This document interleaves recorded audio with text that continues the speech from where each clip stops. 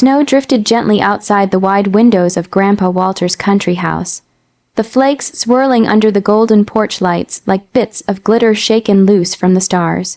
Inside, laughter and warmth filled every corner. The table gleamed under crystal glasses and gold-edged plates. A fire crackled in the hearth, and the scent of roasted turkey and cinnamon cider wrapped around everyone like a comforting blanket. For a while, it felt like any other Christmas Eve, cozy, familiar, and full of love. I sat between my cousins, listening to stories about childhood mischief and Grandpa's old fishing tales. He looked happy, his cheeks pink from the wine, his blue eyes twinkling with pride. Then, as the last of the dessert plates were cleared, Grandpa lifted his glass and said with a grin, "So, Emma, how's the dollar for 180 house I got you, finally settled in yet?" The words floated across the table like a spark in dry grass, small, innocent, but ready to set everything aflame. I blinked, my fork hovering midair. The house you got me." Grandpa chuckled, thinking I was teasing him. "Yes, the one in Maple Grove, remember?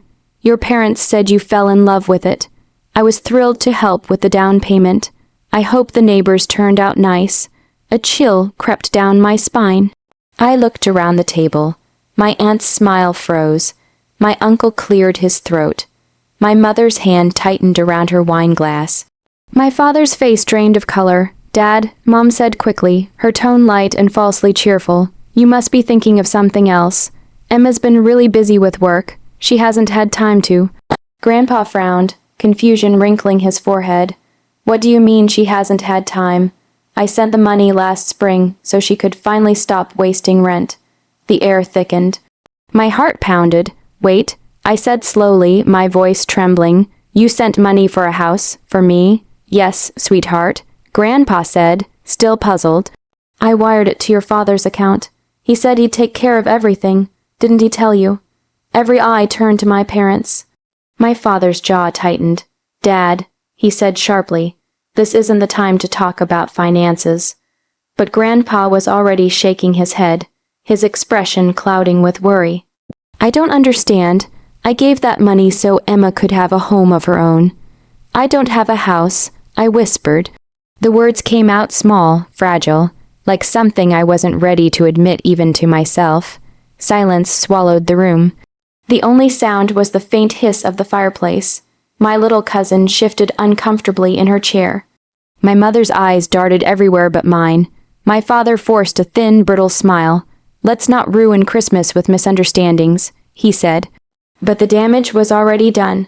I pushed back from the table, suddenly cold despite the warmth of the room. Grandpa stared at me, hurt flickering behind his confusion. "I'm sorry, Grandpa," I murmured, standing. "I think I need some air." As I stepped onto the snowy porch, the laughter inside resumed, soft and forced, like a play no one wanted to finish. I looked up at the falling snow and wondered how something as pure and beautiful as Christmas could feel so tainted. That night, under the glow of holiday lights, a single truth sank deep into my chest. Something was terribly wrong. And the people I trusted most were hiding it. The morning after Christmas felt colder than usual, even though the snow had stopped. The house still smelled faintly of pine and baked ham, but all I could taste was bitterness. I couldn't shake Grandpa's words. "How's the dollar 480 house I got you?" They echoed in my head like a haunting tune I couldn't turn off. I barely slept that night. Every time I closed my eyes, I saw my parents' faces, the flicker of panic in their eyes, the forced smiles, the quick change of subject. I tried to convince myself it was a misunderstanding, that maybe Grandpa was confused. But deep down, I knew he wasn't. Grandpa Walter had always been sharp, even at 78. By mid-morning, I couldn't take it anymore. I bundled up and drove through the crisp winter air to his house. He was in his study, wearing his favorite gray cardigan, the one with the elbow patches, reading the newspaper by the window. "Emma, sweetheart," he said with a smile that didn't quite reach his eyes, "I didn't expect you so soon. I needed to talk to you," I said softly. "About what you said last night." He folded the paper slowly and gestured for me to sit. "I suppose it caused a bit of a stir, didn't it? Your father seemed uncomfortable." I nodded, heart hammering. Grandpa, did you really send money to help me buy a house? His brows furrowed. Of course I did, back in May. Your parents told me you'd found a lovely 2-bedroom in Maple Grove but couldn't afford the down payment. I didn't want you struggling like I once did, so I wired them the funds. I told your father to handle the paperwork. My stomach turned. Can I see the record? Without hesitation, Grandpa opened a drawer and pulled out a folder. He flipped through some pages and handed me a printed document. My eyes widened as I read. Wire transfer $480,000 to Michael Anderson. Memo for Emma's house. It was dated May 12th. I felt the room tilt slightly. Grandpa. I whispered, they never told me. I never saw a house. He stared at me, his face draining of color. But they promised me. I squeezed his hand. It's okay. I'll figure it out. That evening, back in my apartment, I sat at my computer, the only light in the room coming from the screen. I opened the county property records website, typing my parents' names into the search bar. When the results appeared, my breath caught. May 30th, Lakeview Shores, property value, $485,000. Owners, Michael and Linda Anderson. It wasn't a home in Maple Grove. It wasn't for me, it was a lake. Front vacation house, their dream, not mine. I leaned back numb. The betrayal hit harder than I expected. All the times they'd told me to be responsible, to save more, to stop expecting help. All the times they'd watched me struggle while they sipped wine on their deck by the lake. A bitter laugh escaped my throat. My parents, the people who raised me to be honest and hardworking, had stolen my future and turned it into their luxury. But I didn't cry, I didn't shout. I simply closed the laptop and sat in the dark, listening to the quiet hum of the refrigerator. They thought I'd never know. They thought their secret would stay buried under holiday smiles and polite dinners. But they were wrong, because this time I wasn't going to be their silent, obedient daughter. I was going to find the truth and make them see what they'd done, even if it broke the family apart. New Year's Eve arrived faster than I wanted it to. The snow had hardened into a glittering crust outside Grandpa's house, and the air inside buzzed with music, chatter, and the smell of champagne. The Christmas tension had faded on the surface, but I could still feel it humming beneath every word. My parents acted as though nothing had happened, smiling too wide, laughing too loudly, pretending that the world hadn't cracked open between us. I hadn't confronted them, not yet. Instead, I'd spent the week gathering everything: the wire transfer from Grandpa's folder, copies of the property deed from the county website, and even a few printed emails between my parents and the realtor who sold them the lake house.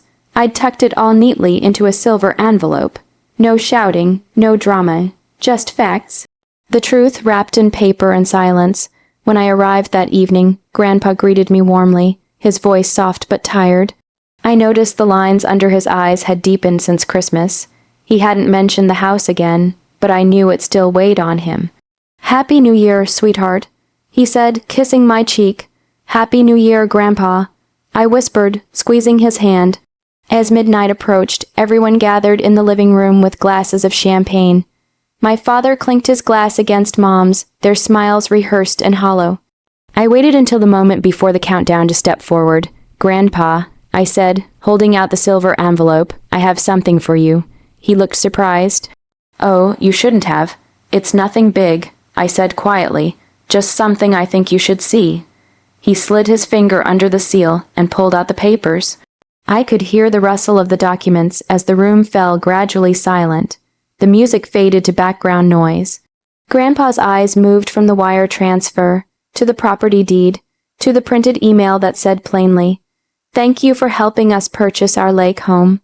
"Emma will never know." His hand trembled. "Dad," my father said sharply, stepping forward. "This is ridiculous," but Grandpa's voice cut through, low and hard.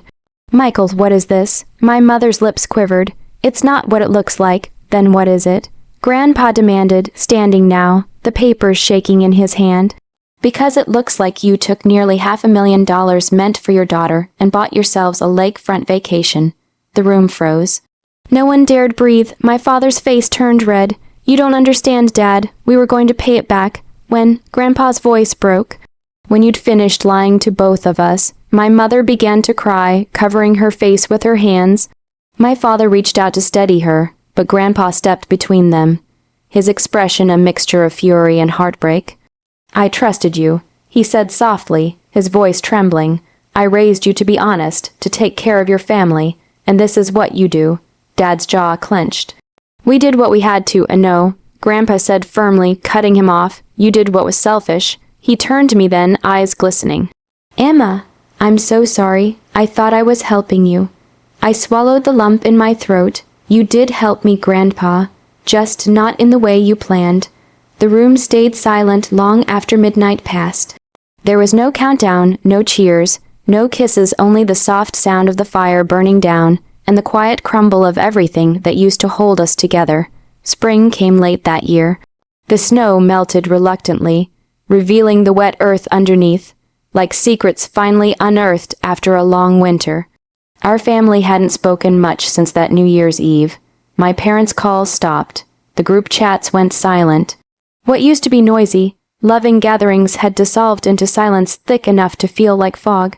At first, I thought I'd feel triumphant, that exposing the truth would bring me peace. But it didn't. It left me hollow, grieving something invisible. I hadn't just lost my parents' trust. I'd lost the illusion that our family was unbreakable. Then one afternoon in April, my phone buzzed. Grandpa's name lit up the screen. "Come by the house when you can," he said, his voice steady but gentle. "There's something we need to talk about."